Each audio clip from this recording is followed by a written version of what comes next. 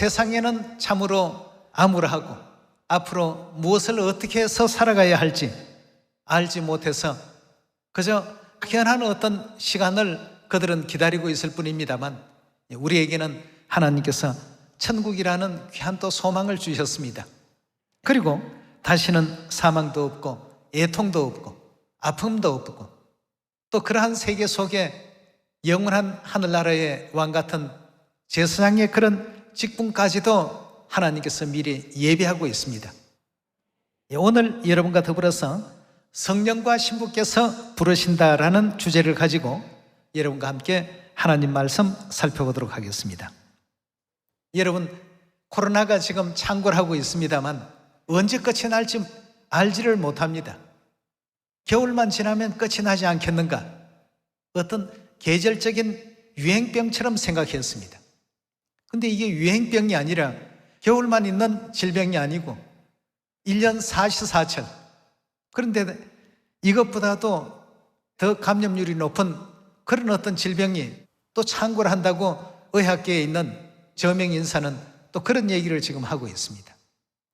또 북극에 지금 얼음이 엄청 녹아내리고 있는 그런 어떤 입장인데, 그렇게 된다면 수만 년 동안 얼음 속에 갇혀있던 지금까지 한 번도 경험해보지 못한, 그러니까 과학이 접근해보지 못한 그런 바이러스들이 동토의 그 얼음에서 녹아서 이 지상에 활동을 하게 된다면 이 지구는 참으로 인류 인생이 살 수 없는 그런 어떤 곳이 되고 말지 않겠습니까?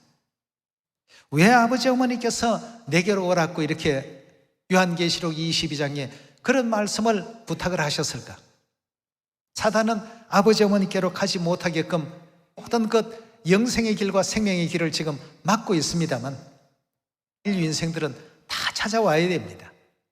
다 오셔서 하나님의 언약을 받으시고 영생의 약속을 축복받으시고 영원한 것 천국 소망들을 가질 수 있는 우리가 되어야 되겠습니다. 사람들은 땅에서 살다가 보니까 이 땅에서 어떻게 살까? 이 땅에서 사는 법만 자꾸 연구를 합니다. 그러나 이 지구는 잠시 있다가 가는 곳이라고 이렇게 알려주고 계시지 않습니까? 장차 가서 영원토록 살 곳을 위해서 모든 것을 또 준비하는 우리가 되어야 되지 않겠습니까? 과연 천국에 오늘 이 순간이라도 간다면 과연 오늘의 내 삶과 내 행위와 내 믿음이 올바르게 천국을 위해서 예비하는 그런 삶을 살고 있는가? 이 지구상은 우리가 되돌아보면 수만 가지 어떤 질병으로 가득 차 있고 수만 가지 어떤 아픔과 어려움으로 가득 찬 이 세상입니다. 그러나 우리가 장차갈 그 천국은 다시는 사망이 없고 애통하는 것이 없고 고통하는 것이 없고 아픈 것이 없고 영원한 즐거움이 날로 창조되는 그런 세계라고 말씀 주지 않았습니까? 예. 여러분도 그렇게 생각이 되시겠지만 요즘 세월 참 빠르죠. 여러분, 우리가 살아가는 삶의 시간이 빛과 같이 지금 지나가고 있습니다. 정신을 차려야 됩니다. 우리의 삶의 어떤 표대를 맞추고 오늘 또 어떻게 천국의 상급을 쌓아갈까를 생각할 줄 아는 우리가 되어야 되죠. 잠시 잠깐 어리석은 생각을 해버리게 된다면 우리에게 주신 모든 시간들이 헛되게 다 달아나 버릴 수밖에 없습니다. 그래서 천국 길을 잃고 방황하지 마시라는 것입니다. 그래서 아버지 어머니 향한 믿음은 언제까지요? 끝까지 견디는 자라야 구원을 얻으리라고 하셨으니까 끝까지 이 믿음 잃어버리지 않고 이 길을 또 걸어갈 수 있는 여러분과 제가 꼭 되시길 바라겠습니다. 요한계시록 22장 17절의 말씀 함께 보겠습니다. 성령과 신부가 말씀하시기를 어떻게 하라고요? 오라 하시는도다. 듣는 자도 오라 할 것이요 목마른 자도 올 것이요 또 원하는 자는 값없이 뭘 받으라고요? 생명수를 받으라고 이렇게 말씀을 주셨습니다. 그리고 연이어 나오시는 말씀이 뭐라고 했습니까? 내가 이 책의 예언의 말씀을 듣는 각인에게 전가하노니 만일 누구든지 이것들 외에 더하면 하나님이 이 책에 기록된 재앙들을 그에게 더하실 터이요 만일 누구든지 이 책의 예언의 말씀에서 제하여 버리면 하나님이 이 책에 기록된 생명나무와 및 거룩한 성에 참여함을 제하여 버리시리라 하고 했습니다. 천국에 갈 수 있느냐 가지 못하느냐는 이 성경에 기록된 말씀을 그대로 지키느냐 지키지 않느냐, 행하느냐 행하지 않느냐에 다 달린 것이라고 했으니까 성령과 신부에게 오라고 했으면 어떻게 해야 됩니까? 성령과 신부를 믿고 성령과 신부에게 나아갈 수 있는 우리가 되어야 된다는 것입니다. 그리고 연이어 나오신 말씀이 이 책의 예언의 말씀에서 절대 더하지도 말고 빼지도 말란 말이죠. 물론 다른 많은 말씀도 더하거나 빼서는 안 되겠지만 성령과 신부에게 오라고 하시는 이 말씀에서 절대 더하거나 빼서는 안 됩니다. 그렇다면 당연히 누구를 찾으라는 뜻입니까? 성령과 신부 대신 아버지 하나님과 어머니 하나님을 찾는 자가 이 인류 역사에 있어서 가장 축복받은 자들입니다. 그리고 아버지 어머니 거하시는 그 시온에서 끝까지 믿음을 지키고 견디는 자가 구원을 얻게 될 것이고 하늘나라에서 거룩하다 칭함을 받게 될 것 아니겠습니까? 우리 모두는 반드시 그런 입장이 되어야 되겠습니다. 그러면 여기서 성령과 신부께서 왜 생명수를 값없이 와서 받아가라고 이렇게 말씀을 하실까? 그리고 생명수를 지금 주시고 계시는 분은 사도 요한의 계시 가운데 오직 성령과 누구밖에는 없었습니까? 신부 외에는 없습니다. 그럼 이 생명수를 주시는 이 성령과 신부는 어떤 분이신지 우리 요한복음 4장에서 그 문제에 대한 답을 찾아보도록 합시다. 이 생명수에 대한 문제를 먼저 한번 이해를 해보도록 하겠습니다. 4장 14절입니다. 내가 주는 물을 먹는 자는 영원히 목마르지 아니하리니 나의 주는 물은 그 속에서 어떤 효험이 있다고요? 영생하도록 솟아나는 샘물이 되리라 하고 했습니다. 그럼 여기서 지금 내는 예수님을 가리키시는데 예수님께서 허락하여 주시는 그 물은 그 속에 영생하도록 솟아나는 샘물이 될 것이다 하고 했습니다. 그럼 예수님께서 어떤 물을 주신다라고 하셨는지 4장 5절의 말씀 보시면 사마리아에 있는 수가라 하는 동네에 이르시니 야곱이 그 아들 요셉에게 준 땅이 가깝고 거기 또 야곱의 우물이 있더라. 예수께서 행로에서 권하여 우물 곁에 그대로 앉으시니 때가 제6시쯤 되었더라. 때가 제6시라고 한다면 이제 오늘날 시간법상으로는 12시가 되죠. 7절의 말씀 보시면 사마리아 여자 하나가 물을 길러왔음에 예수께서 물 좀 달라 하시니 이는 제자들이 먹을 것을 사러 동네에 가서 밀러라. 제자들은 이제 먹을 것을 사기 위해서 동네로 들어갔고 수가라는 그 동네에 사마리아 여자가 이제 물을 깃기 위해서 야곱의 우물에 당도하고 있습니다. 9절입니다. 사마리아 여자가 가로되 당신은 유대인으로서 어찌하여 사마리아 여자 나에게 물을 달라 하나이까 하니 이는 유대인이 사마리아인과 상종치 아니함이러라. 예수께서 대답하여 가라사대 내가 만일 하나님의 선물과 또 내게 물 좀 달라 하는 이가 누구인 줄 알았더라면, 다시 말해서 내가 누구인 줄 너가 알았더라면 너가 그에게 반드시 구했을 것이다 하고 했어요. 뭘 주신다고 했습니까? 생수를 내게 주었으리라 하고 했습니다. 생수는 달리 표현하면 생명수죠. 요한계시록 22장 17절에 성령과 신부께서 마지막에 뭘 주신다고 했습니까? 생명수를 주신다고 하셨는데 그 생명수는 영생하도록 있는 샘물이 될 것이다 하고 했습니다. 다시 말해서 영생을 주시는데 그 영생을 내가 누구인 줄 알았더라면 너가 나에게 나와서 틀림없이 생수를 구했을 것이다 말이죠. 당신이 그러면 우리 조상 야곱보다 더 큽니까 하고 이렇게 계속 그 여인이 예수님과 대화를 지금 계속 나누는 중에 예수님께서 14절에 주신 말씀이 내가 주는 물을 먹는 자는 영원히 목마르지 아니할 것이다. 나의 주는 물은 그 속에서 무엇이 솟아난다고요? 영생하도록 솟아나는 샘물이 될 것이다.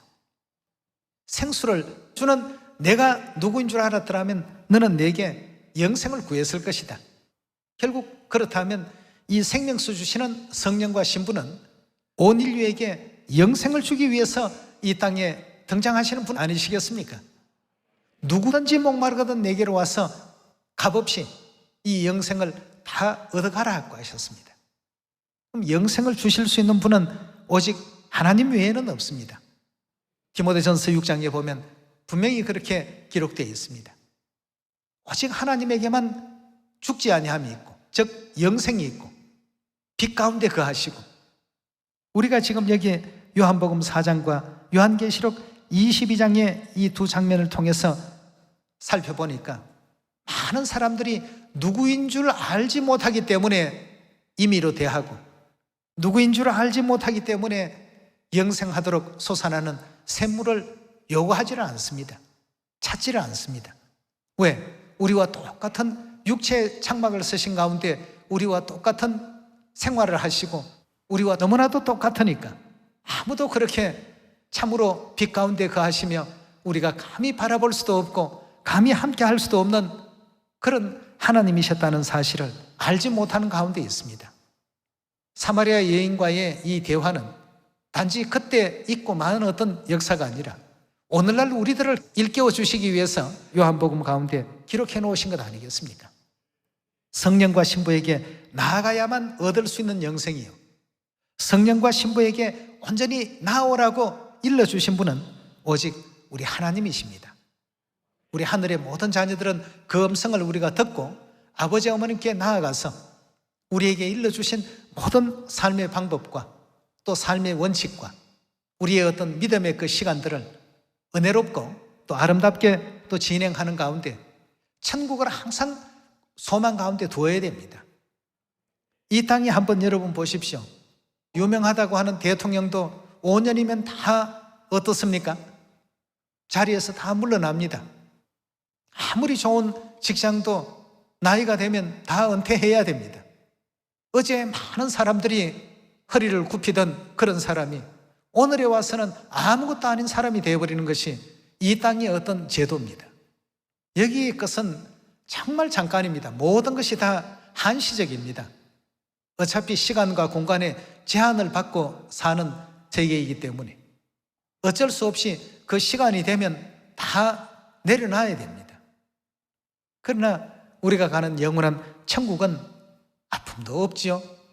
이 땅에서 여러분들이 느끼는 모든 고통도, 괴로움도, 외로움도, 슬픔도, 죽음에 대한 고통도, 질병으로 인한 내용들도 전부 하나님께서 걷어내 주시기 위해서 하늘의 영광도 다 뒤로 하시고 육체 서시고 이 땅까지 오신 것 아니겠습니까? 그리고 십자가에 우리 죄 대신해서 피 흘려 주신 그 모든 그 희생을 우리가 생각한다면 참으로 하늘아버지 하늘어머니의 우리 위한 그 모든 희생의 그 삶을 결단코 잊어버리는 어리석음은 우리가 범해서는 안 되겠습니다. 예.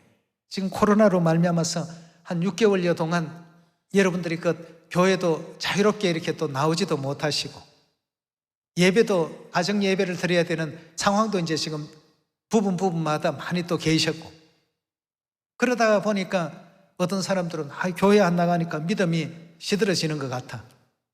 여러분, 천국은 가셔야 됩니다. 교회 나오면 믿음이 좋아지고 교회 안 나오면 믿음이 시든다. 이게 굉장히 참 안타까운 내용입니다.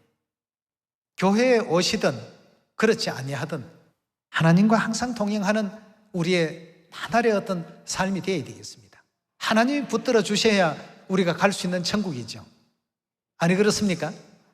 예, 그래서 계시록 22장과 요한복음 4장의 두 짝된 말씀을 살펴보니까 결국 생명수는 우리에게 영생을 주기 위한 하나님의 어떤 그 섭리와 뜻이 작용되어 있다는 사실을 확인할 수 있습니다. 또한 내가 누구인 줄 알았더라면 너가 내게 이 생수를 구했을 것이다. 즉 영생을 구했을 것이다 라는 이와 같은 뜻이 되겠는데요, 누구인 줄 알지 못하니까 그런 것을 구하지도 못하고 그렇게 많은 어떤 식구들이 하나님 믿고 우리 천국 갑시다 좋은 소식 많이 전해주고 들려주는데도 불구하고 많은 사람들은 그걸 외면하고 있습니다. 하나님께서 직접 보낸 사람인데도 불구하고 말이죠. 영적 세계를 보지 아니하고 자꾸 이 땅만 봅니다. 이 땅만 보니까 방법이 없으니까 이걸 먹으면 좋아질까? 저걸 바르면 좋아질까? 육각수 물을 먹으면 좋을까? 오각수가 좋을까? 오각수, 육각수 찾지 말고 생명수를 찾으라고 하십시다. 네. 하나님께서 우리의 미래를 빛나고 찬란하게 만들어 주시려고 예비해 놓으신 하나님의 크신 어떤 플랜이 이 속에 다 감춰져 있는데 말이죠. 우리 위해서 예비해 놓으신 이 좋은 세계는 다 뒷전이고 이 땅에서 뭐 조금 덜어놓으면 마음이 든든하고 뭐 가진 게 없으면 불안하고 공중에 나는 새도 하나님께서 다 먹이시고 입히시고 너희는 이 미물들보다 더 귀한데 왜 그런 염려를 하느냐 말이죠. 우리는 오직 하나님의 어떤 뜻대로 지금 오늘 하루를 은혜롭게 살았는가? 천국 가서 내가 받게 될 축복과 상급을 지금 오늘 이 하루라는 시간 속에 쌓고 있는가? 이걸 생각할 줄 아는 우리가 되어야 되겠습니다. 자, 우리 요한복음 3장 31절의 말씀 보겠습니다. 위로부터 오시는 이는 만물 위에 계시고 땅에서 난 이는 땅에 속하여 땅에 속한 것을 말하느니라. 하늘로서 오시는 이는 만물 위에 계시나니 그가 그 보고 들은 것을 증거하되 그의 증거를 받는 이가 없도다 했습니다.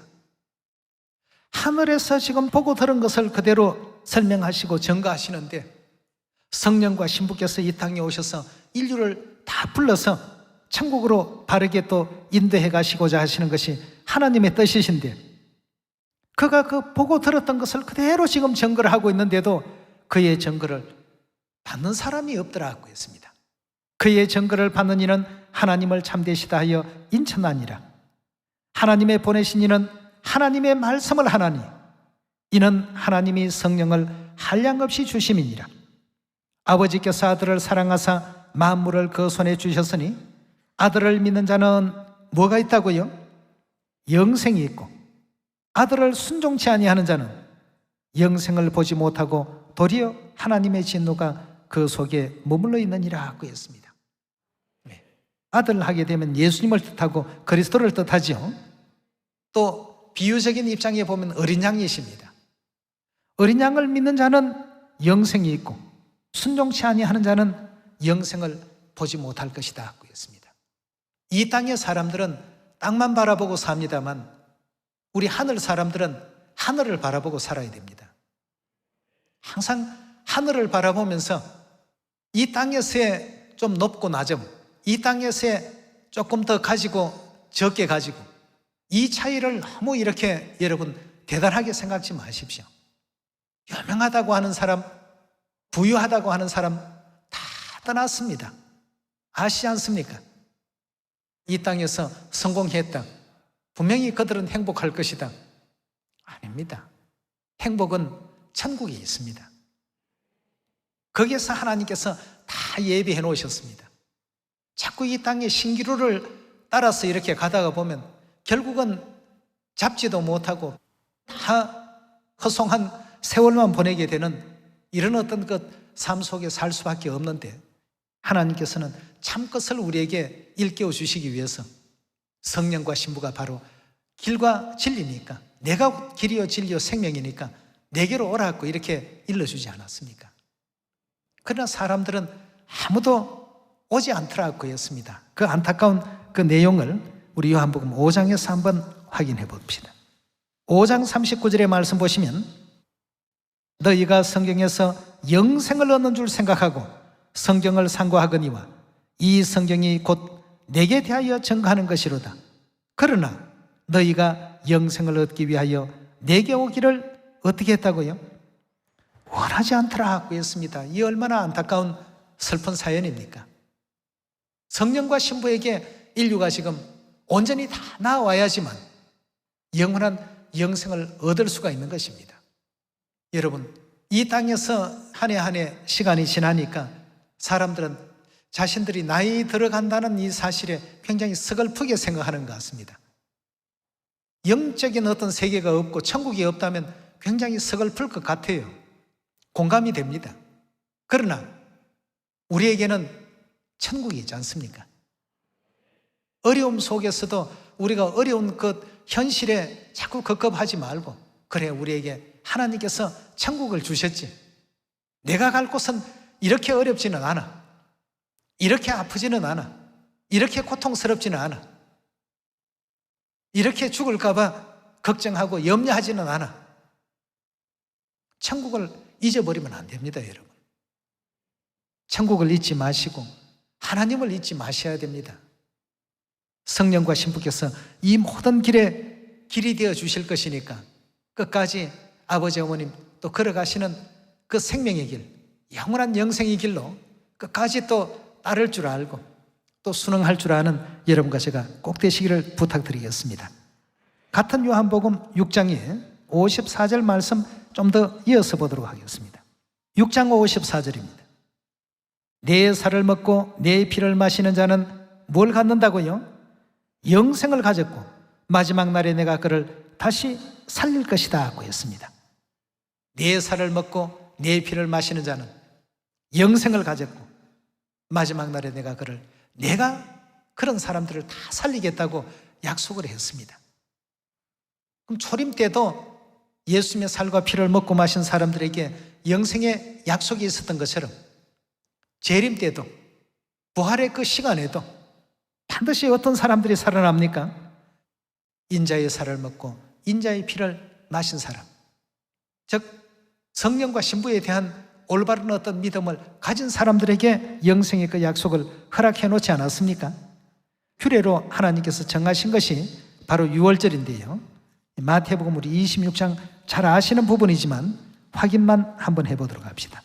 17절의 말씀 보시면 무교절의 첫날에 제자들이 예수께 나와서 가로되 유월절 잡수실 것을 우리가 어디서 예배하기를 원하시나이까? 가라사대 성한 아무에게 가서 이르되 선생님 말씀이 내 때가 가까웠으니 내 제자들과 함께 유월절을 내 집에서 지키겠다 하시더라 하라 하신대 제자들이 예수의 시키신 대로 하여 유월절을 예비하였더라 하고 했습니다. 26절의 말씀 보시면 저희가 먹을 때에 예수께서 떡을 가지사 축복하시고, 여기에 말하는 떡은 유월절 떡이죠. 떼어 제자들을 주시며 가라사대 받아 먹으라. 이것이 뭐라고 했죠? 내 몸이라, 즉 내 살이라. 27절에 주신 말씀을 보면 또 잔을 가지사 유월절의 포도주가 담긴 그 잔을 가지사 사례하시고 저희에게 주시며 가라사대 너희가 다 이것을 마시라. 이것은 유월절의 이 포도주는 죄 사함을 얻게 하려고 많은 사람을 위하여 흘리는 나의 피 곧 언약의 피니라 하고 했습니다.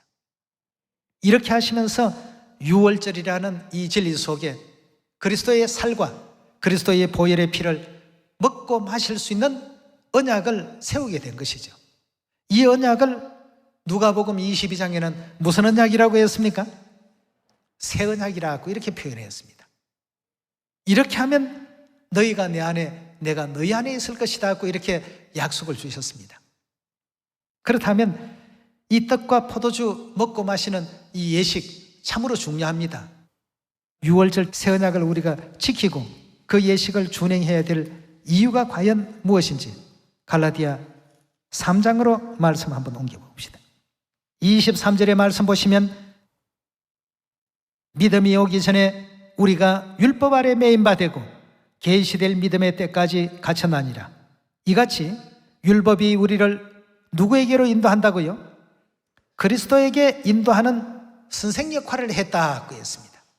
우리가 안식일을 제대로 알고 유월절을 제대로 잘 알고 지키는 이 모든 구약적인 제도는 전부 알고 보니까 그 율법을 통해서 그리스도를 알게 하기 위해서 그 계명이, 율법이 존재했더라는 것입니다. 그럼 오늘날 이 새 언약의 그 역할은 무엇이냐 이겁니다. 옛 언약이 그리스도께로 우리를 나아가게 하기 위해서 인도해주는 길잡이 역할을 하고 선생 역할을 했던 것처럼 오늘날 하나님께서 새 언약의 모든 규례, 이걸 통해서 우리가 뭘 알기를 원하십니까? 갈라디아 3장 23절에 힌트를 지금 주고 있지 않습니까? 율법이 우리를 그리스도를 알아볼 수 있도록 이끌어주는 몽학 선생이 되어, 즉 율법을 통해서 바라보니까 그리스도는 참 이 땅에 오실 우리 하나님이 틀림없구나. 그럼 새 언약의 이와 같은 율법들은 오늘날 누구를 우리에게 알리고자 하시는 숨은 뜻이 계시냐 이겁니다. 그것도 우리가 알아야 되지 않습니까? 예. 갈라디아 4장 22절의 말씀 보시면 기록된 바 아브라함이 두 아들이 있으니 하나는 계집종에게서 하나는 자유하는 여자에게서 낳다 했으나 계집종에게서는 육체를 따라 낳고 자유하는 여자에게서는 약속으로 말미암았느니라. 이것은 비유니 이 여자들은 두 언약이라. 하나는 시내 산으로부터 종을 낳은 자니 곧 하가라. 이 하가는 아라비아에 있는 시내 산으로 지금 있는 예루살렘과 같은 데니 저가 그 자녀들로 더불어 종노릇하고 오직 위에 있는 예루살렘은 자유자니 곧 누구라고요? 우리 어머니라 하고 했습니다. 여기 아브라함의 가정에 두 여자는 하갈과 사라죠. 그럼 결국 하갈은 옛 언약의 주체가 되고 사라는요 새 언약을 지금 설명하고 있는 것 아니겠습니까? 24절에 이것은 비유니 이 여자들은 두 언약이라. 하나는 시내 산으로부터 종을 낳은 자니 그 시내 산에서 이루어진 율법은 모세로 말미암아 세워진 옛 언약의 법입니다. 근데 이 하가는 아라비아에 있는 시내 산으로 지금 있는 예루살렘과 같은 데니 저가 그 자녀들로 더불어 종노릇하고 오직 위에 있는 예루살렘 즉 사라는 자유자니 곧 알고 보니까 누구였다고요? 새 언약의 존재를 아브라함의 그 아내인 사라의 비유를 해놓으시고 그 사라는 알고 보니까 결국 우리 어머니를 알리고자 하시는 존재로서 이 세상에 존재했었구나 하는 사실을 일깨워주고 있습니다. 결국 새 언약을 통해서 새 언약의 주체자이신 하늘 어머니를 발견하라 하신 아버지의 큰 뜻이 계셨고 사라는 우리 하늘 어머니를 알리는 인물로서 이 땅에 존재했다는 사실을 일깨워주고 있습니다. 아버지께서 이 땅에 인류를 구원하러 오신 그리스도이십니다. 이 땅에 오셔서 남겨놓으신 가장 중요한 말씀 한 가지가 계셨습니다. 엘리사는 엘리야를 따르고 여호수아는 모세를 따르고 베드로는 예수님을 따랐듯이 나는 누구를 따른다고요? 아버지께서 나는 어머니를 따르겠다고 이렇게 말씀을 주셨으면 우리의 그 길도 어머니를 따르는 길이 되는 것이 당연하지 않겠습니까?